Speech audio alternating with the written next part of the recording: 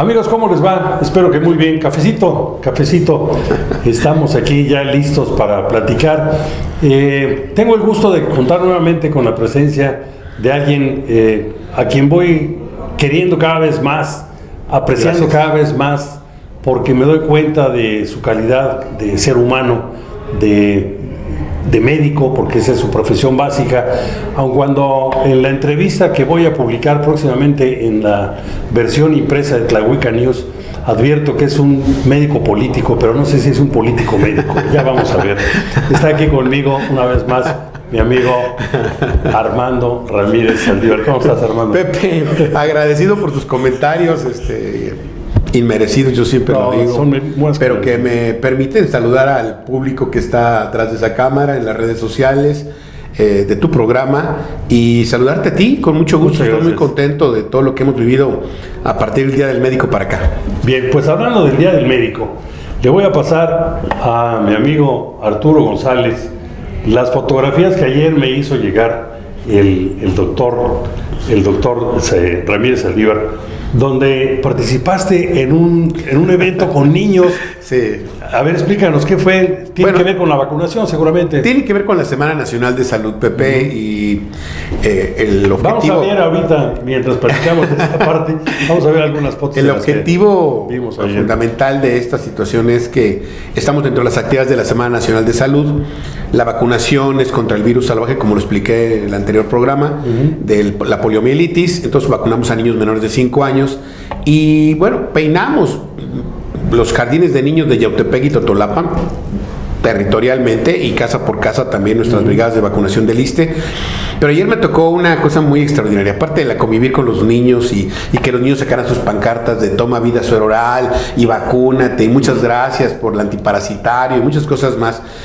La directora de la escuela, por cierto, les mando un saludo a las directoras del Jardín de Niños Arcos de Morelos y del Juventino Pineda de Huastepec, dijo, es el día del abrazo internacional. Y entonces yo, que estaba con los niños, dije, ¿quién quiere un abrazo? Y se voltean, no sé, todos, 30, 40 niños. Yo. Y pues me puse a dar abrazos, Pepe, y no sabes qué felicidad, qué placer se siente abrazar a un ser humano pequeño con una gran capacidad de dar cariño y de recibir cariño. Y delante de los papás, delante de las mamás y los niños con completa libertad, dando sus abrazos entre ellos. Y luego yo les dije, ¿quién quiere un abrazo? Y pues todos dijeron que yo, pues ahora fórmense, ¿no? No, me sentí muy a gusto, vengo muy contento por ese evento de los jardines de niños que estuve el día de ayer. Y bueno, va la Semana Nacional encaminada a la pesquisa de diabetes, hipertensión arterial y control de la obesidad y el sobrepeso, que son epidemias en México para los adultos, los papás, y los aspectos de la Semana Nacional de Salud para los niños. Pero estoy muy contento por la actividad que realizamos ayer. Y para los provectos, los que ya andamos en el 6º piso y poquito más, viene el tema de la vacunación contra la influenza. Exacto, mira, yo creo que el día 30 de octubre, que será el inicio de nuestra campaña contra la influenza estacional, lo vamos a hacer en Yecapixtla. Estás cordialmente invitado. Muchas gracias. Y te haré llegar la logística del evento. Además está la feria de la... No, para entonces ya para ese entonces ya terminó la feria. Pero todos siguen vendiendo... Pero siguen vendiendo muchas cosas, sí. Y hay muchas cosas que... Tú sabes que yo no como carne, entonces yo llego y como quesito y como nopales. Bueno, pero yo sí como carne, entonces acepto la invitación. Yo te invito a una cecina en Yecapixtla con mucho gusto. Vamos a estar ahí con el presidente municipal Francisco Sánchez, que es mi amigo, hijo de un gran amigo mío, Rafael Sánchez Vergara, que fue el presidente municipal que hace 28 años inauguró la Feria de la Cecina, y que hoy es una feria internacional. ¿Él fue quien la inauguró? Él fue el que inició los trabajos. No la instaló. Con don Emilio Escárraga. Ok. Con Emilio Escárraga Vidaurreta. O Vidaurreta. ¿Y sabes quién vino a inaugurar la Feria de la Cecina? Verónica Castro. Vaya, tienes fotos seguramente. Sí, claro, hay fotos, te las puedo mandar. Órale, mándame una para ponerla. Rafa Sánchez, que es el papá del actual presidente, era el presidente municipal, luego fue diputado local cuando yo fui dirigente del partido.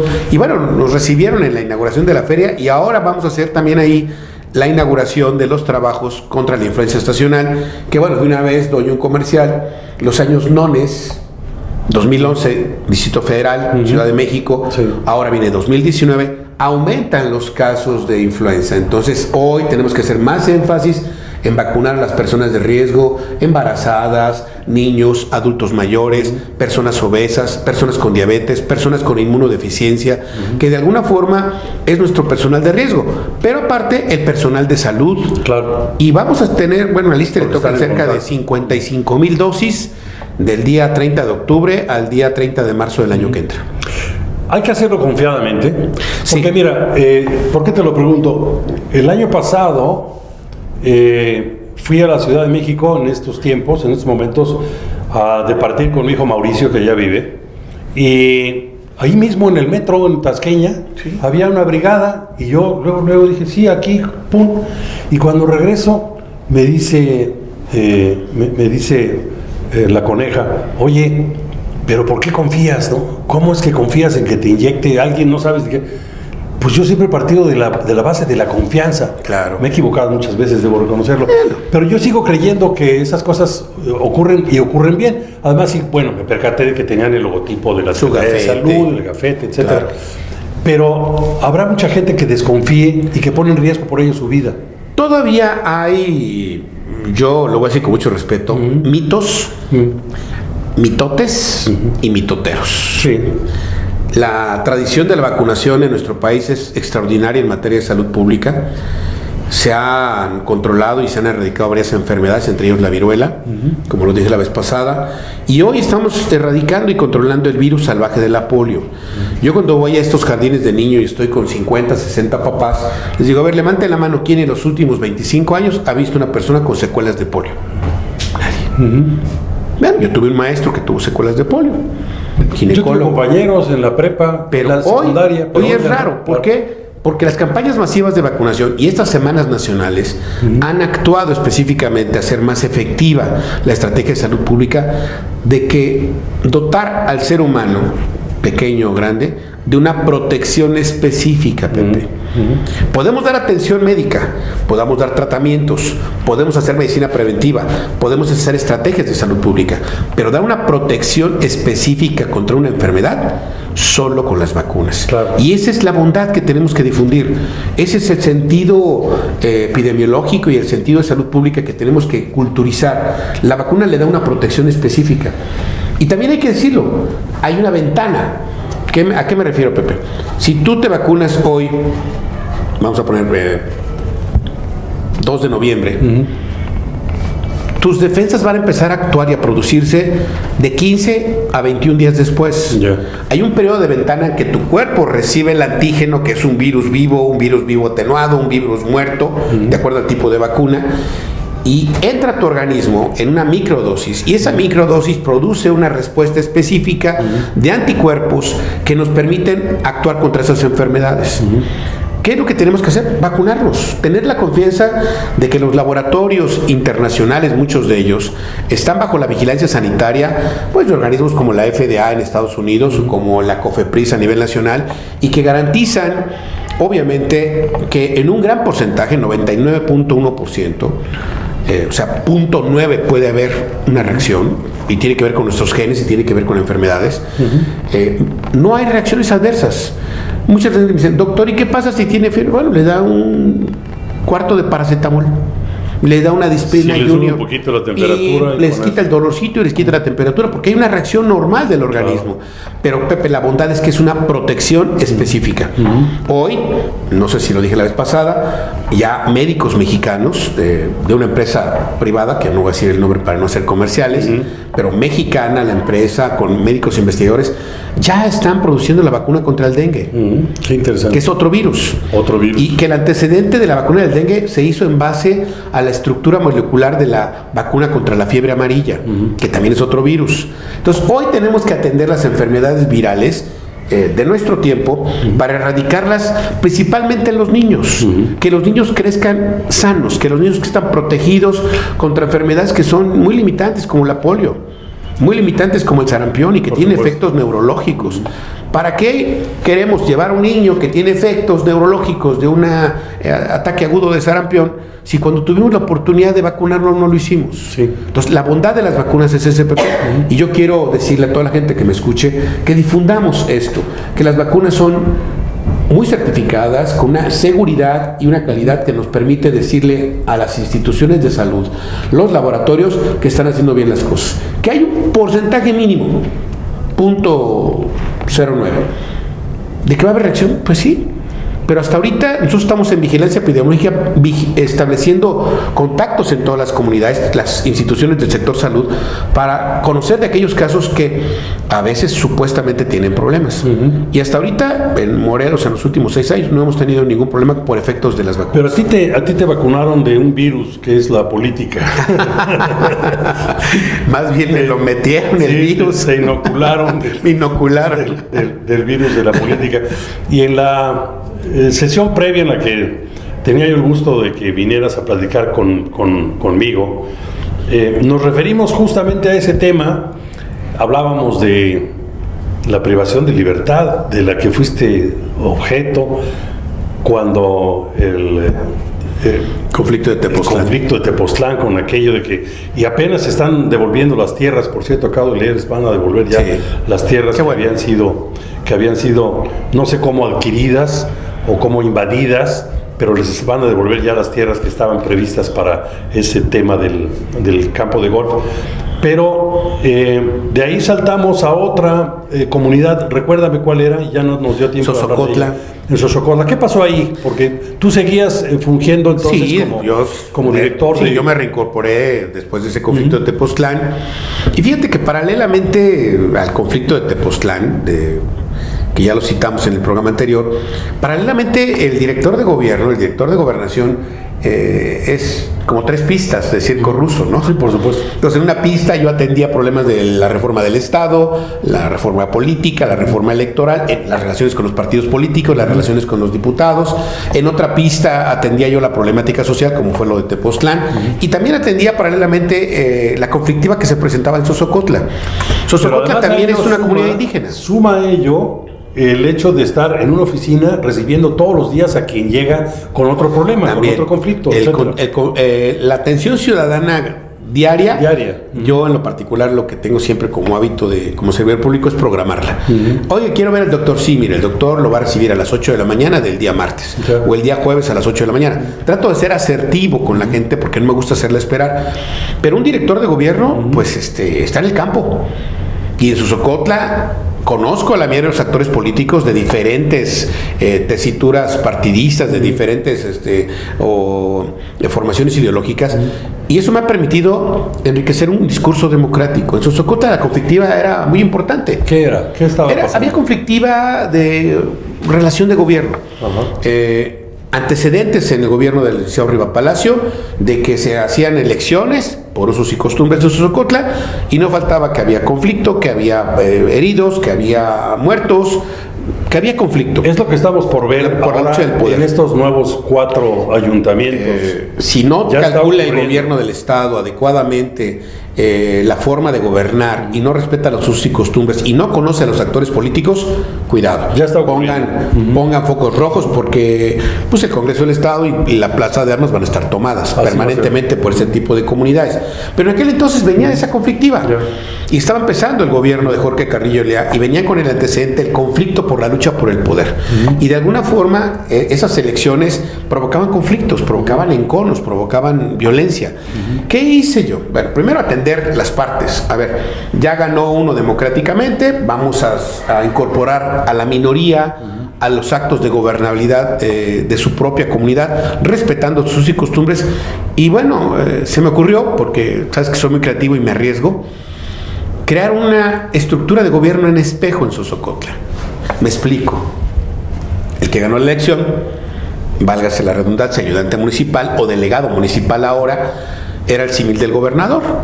A él sí yo le llevaba con el gobernador, le presentaba sus necesidades y procesábamos la conflictiva política, económica y social. Pero también escogimos un cuerpo de gobierno que tuviera un espejo en desarrollo agropecuario, o sea, un coordinador, que tuviera uno en salud, que tuviera uno en desarrollo económico, que tuviera uno en materia turística, que tuviera uno en materia de cultura, que tuviera uno en materia educativa. Entonces era una estructura de gobierno bastante amplia, de carácter horizontal, que todos se convirtieron en gestores y promotores de su comunidad en las áreas correspondientes. Entiendo. Y luego formamos un consejo arriba de ese comité, formamos un consejo de gente adulta que opinara.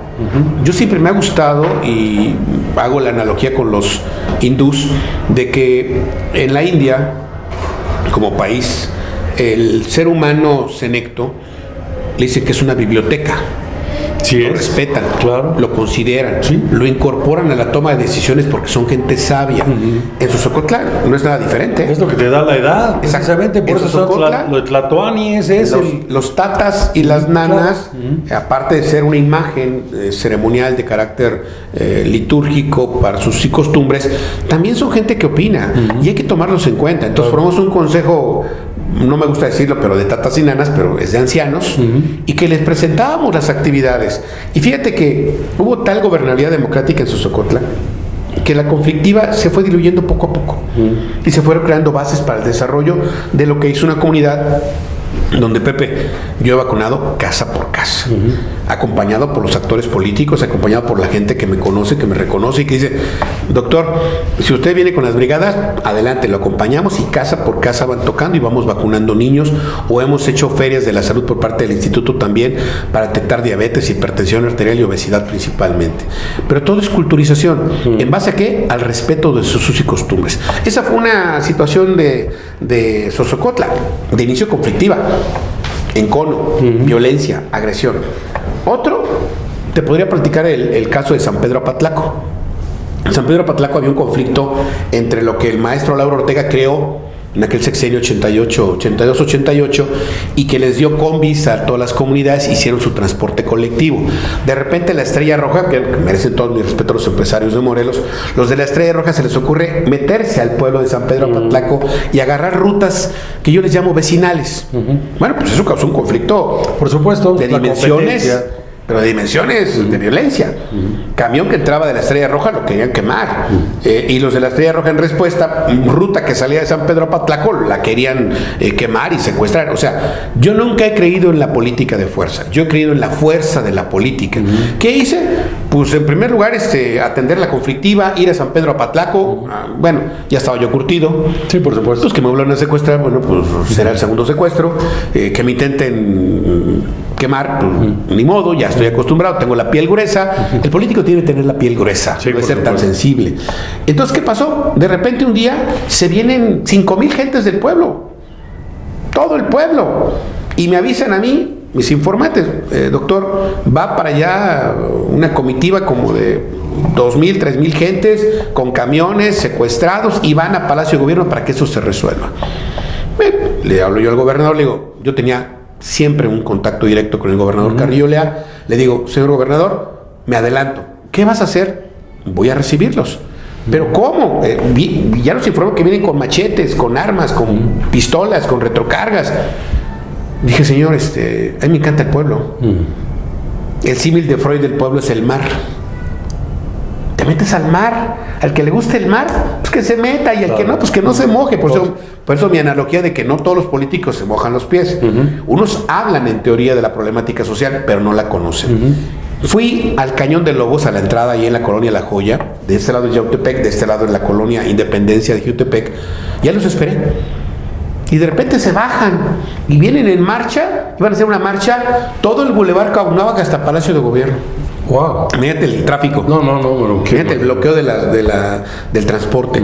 Y yo fui con mis auxiliares, mis gentes de comunicación política, porque tienen que estar informando permanentemente. Le dije otra vez que no intervenga el Cuerpo de Seguridad Pública. Sí, eso provoca, eso genera, que es de cuenta, decía mi maestro Lauro Ortega, lo voy a hacer despacio para la cámara, ¿no? Árbol fuerte, viento fuerte, se cae el árbol. Claro. Viento fuerte, árbol flexible, se mantiene el árbol. Se puede negociar. Llegué, me enfrenté a los líderes, les dije: a ver, señores, vamos a resolverlo, vamos a hacer una mesa ahorita de negociación con la Estrella Roja, y toda esa gente que ven ahí la metí al auditorio de Teopanzolco. Ahí les dimos de comer, les dimos refresco, les dimos tortas, amortiguamos la situación, hicimos una mesa de negociación con la Estrella Roja para que definiéramos los permisos federales, los permisos estatales. Era un conflicto de transporte público y se arreglaron las cosas. ¿En base a qué? A dos principios. Un principio democrático de que hay que escuchar a la gente, entenderla y atenderla, y un principio jurídico. A ver, ¿por qué se están metiendo si su ruta no es vecinal? Si su ruta es una transportación estatal o de carreteras federales. Entonces, claro, hay intereses de por medio. Por supuesto, y hay intereses económicos. Claro. Y entonces de repente dicen, pues me llegaron mensajes, ¿no? Oiga, doctor, pues ¿de cómo? Póngase la del Puebla, ¿no? Y yo, no, permítame, yo no vengo a eso. Yo vengo a ofrecerle un trato justo y una salida adecuada a este conflicto político de carácter económico que tenemos que atender. Y la gente se fue feliz de San Pedro Patlaco. Entonces, la gente de San Pedro Patlaco, cuando yo voy en mis brigadas de salud o de vacunación, pues igual. ¿Y qué antecedente tenía? Que en San Pedro Patlaco, cuando fui director de planeación de la Secretaría de Salud, construí un centro de salud. México, Banco Interamericano de Desarrollo. Entonces conocía muchos liderazgos. En política es importante conocer a los actores políticos. Por supuesto. Ayudantes municipales que merecen todo mi respeto, comisariados ejidales, comisariados de bienes comunales, líderes religiosos que son los sacerdotes, líderes del magisterio, que de alguna forma, y me permite darte el último dato como director de gobernación, nos permitían canales de interlocución política. Yo tenía un calendario como director de gobernación que decía yo cuándo iban a ser los conflictos y me adelantaba. Por ejemplo, un conflicto cíclico y recurrente. Las normalistas de Amilcingo, que no tenían beca, venían a Cuautla, tomaban las calles, bloqueaban, secuestraban transportes. ¿Por qué? Porque no tenían las condiciones adecuadas económicas y tecnológicas para su educación como maestras normalistas. Pues, ¿qué hice yo? Pues en lugar de que vinieran a Palacio de Gobierno o al Congreso a tomar las instalaciones, pues vamos a Amilcingo, creamos mesas de negociación, se vienen 15, 20 autobuses de muchachas. ¿Qué hice? Amortiguamos la situación, nos fuimos en aquel entonces al Instituto Estatal Electoral, las atendimos, resolvimos un pliego petitorio y el gobierno le decía, ¿cómo vas, Armando? Bien, señor, ya firmaron el pliego petitorio. ¿Y a qué te comprometiste, señor? Usted me dio la capacidad de decisión, me comprometí a todo esto con las muchachas de Amilcingo, que les mando un saludo porque muchas de ellas deben ser maestras y hoy están en otro escenario, pero en aquel escenario de estudiantes, yo siempre me recordaba cuando yo fui estudiante. Un estudiante se vuelve autoritario cuando la autoridad es autoritaria. Pero un estudiante se vuelve democrático cuando la autoridad abre canales de interlocución, procesa decisiones democráticas de común acuerdo. El conflicto en la democracia es permanente. La gobernabilidad debe ser una solución. Pero cuando es democrática es una mejor solución, porque toma en cuenta todas las partes que están en conflicto, porque busca soluciones y busca una filosofía política que me enseñó mi maestro Lauro Ortega: ganar, ganar. Que todos ganen, Pepe. Pero ¿cómo se resolvió finalmente en el caso de la Estrella Roja? ¿Qué fue lo que ocurrió? ¿Aceptaron esta condición y se quitaron? Aceptaron solamente pasar por la carretera federal. Eso. No meterte a las calles vecinales, a las carreteras vecinales, y respetar las rutas de transporte colectivo. Pero algo similar está ocurriendo en el rumbo hacia Zacatepec, si yo no estoy mal orientado geográficamente hablando, con los mototaxis. Allá hay un conflicto que es recurrente. A ver, y lo digo con mucho respeto, pero también con mucha atención. Coincidí en un restaurante donde tú y yo a veces desayunamos, y como no hay patrocinio, pues no lo puedo mencionar, con el diputado Pepe Casas. Y estaba yo en una mesa. Fue reciente. Fue reciente, así. 15 días. Acaba de empezar a ser diputado. Entonces, 15 días y me pidió mi opinión. Dije, a ver, el hecho social ya se está dando. Hablando de ese tema. Los mototaxis ya están ahí. Yo los vine a hacer 2009, 2012 en el municipio de Tlaltizapán, y luego se fueron regando y contaminando a Sosocotla, San Miguel 30, y hoy ves mototaxis en muchas comunidades del estado. ¿Qué tiene que hacer el legislador? Regular el hecho social, no tolerarlo. Ya existe. Regularlo. ¿Y qué quiere decir regularlo? Pues ponerle normas, ponerle tasas impositivas de impuestos, están prestando un servicio, están cobrándole al público, regular la seguridad, porque puede caerse una persona, regular el tráfico, qué vías pueden usar y qué vías no pueden usar, y que eso permita que el legislador regule como representante soberano de todo el pueblo. El Congreso del Estado tiene que regular el hecho social. Y yo le decía, es muy común que el legislador quiera hacer actos administrativos que solamente le corresponden al Poder Ejecutivo.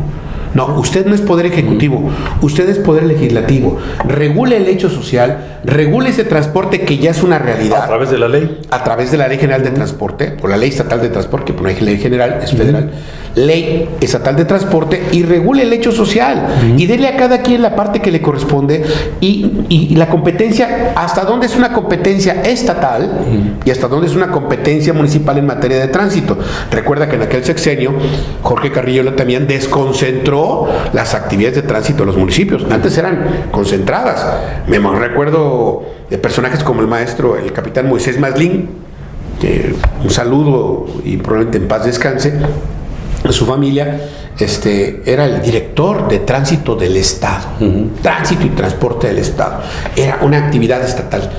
Don Jorge llega y la desconcentra en los municipios, y entonces se crean las policías municipales y de vialidad. ¿Qué tenemos que hacer? Regular. Tenemos que avanzar. La gente no puede hacerse justicia por su propia mano. La gente no puede poner servicios por su propia voluntad, y no todo a pesar de la necesidad. A partir de reacciones, ¿no? Yo creo que esa es una de las estrategias políticas que yo le recomiendo al actual gobierno, que sean proactivos, claro, no reactivos. Que no esperen a que las cosas ocurran, que si las quieren imaginen. un secretario de gobierno y el secretario de gobierno no conoce el Estado, bueno, va a ser difícil. Muy difícil. Pero si tiene un director de gobernación o un subsecretario que conoce el Estado, que conoce los actores políticos, que conoce la conflictiva económica y política y social, y hace un calendario de interlocución política previo al hecho social, al conflicto político, les va a ir bien. Pues yo creo que es una oportunidad el que acaba de llegar la nueva legislatura para corregir lo que las anteriores, por omisión o por comisión, dejaron de hacer como debiera ocurrir. Claro. Y esto que tú mencionas ahorita de ese encuentro que tuviste con Pepe Casas, me hace suponer que si él te preguntó es porque efectivamente quieren hacer lo que, dicho esto sea con el total respeto a tu edad, los tlatoanis ya aprendieron, ¿no? Porque me hizo razón. Es que es un absurdo lo que vivimos en México. Hay que aprovechar la experiencia. Cuando tenemos senadores de 35 años, eso es imposible que ocurra. No debiera suceder, ¿no? ¿Por qué? Porque el Senado precisamente es compuesto por senectos, y los senectos son los que ya están después del sexto año de historia, el sexto piso, ¿no? Es la gente que ya tiene la experiencia, que ya tiene la capacidad para decir: yo ya pasé por todo esto, yo ya sé de qué se trata, mis ansiedades, mis deseos, hasta mi ambición ya tuvieron una medida, ya estoy bien, y es entonces a quien hay que acudir para preguntar. Sí, pero Pepe, bueno, hasta el Senado romano, con Julio César como emperador, tuvo a Bruto. Sí. Y Bruto no era senecto, Bruto era un joven. Era muy bruto. Yo creo que también, en este contexto de 128 senadores que tenemos en la actualidad, yo creo que no está mal. Creo que es adecuado que haya gente joven para que a veces sacuda ciertas estructuras senectas, estructuras, no personas, estructuras senectas que muchas de las veces el régimen político o el oficio y arte de hacer política ven como normales. Y cuando llega una gente joven a las cámaras, a los cabildos, en los ayuntamientos, a las cámaras de diputados locales, al Senado de la República o al Congreso Federal, y traen esa energía, y traen ese impulso, y traen esa fuerza, pues está bien, para que también sacudan, porque hay veces que hay que sacudir estructuras. No estoy del todo de acuerdo contigo, porque para tal caso, para eso está la otra cámara. Pero bueno, hablando de estas cuestiones de las que estamos, hay otro que rige y es el dios Cronos. Entonces vamos a tener que despedir esta emisión y vamos a continuar con esta conversación. No, gracias a ti y gracias a tu auditorio que nos permite pues intercambiar en esta plática experiencias, propuestas, comentarios, anécdotas que a ustedes le den una posibilidad de tener una cultura y una construcción de ciudadanía más importante. Muchísimas gracias, Armando, por haber estado aquí. Nos vemos en la próxima. Y gracias a usted que fue tan gentil en permitirme una vez más tener el gusto enorme de contar con su atención y permitirme acompañarle tomando este cafecito. Nos vemos en la que sigue. Muchas gracias. Adiós, coneja.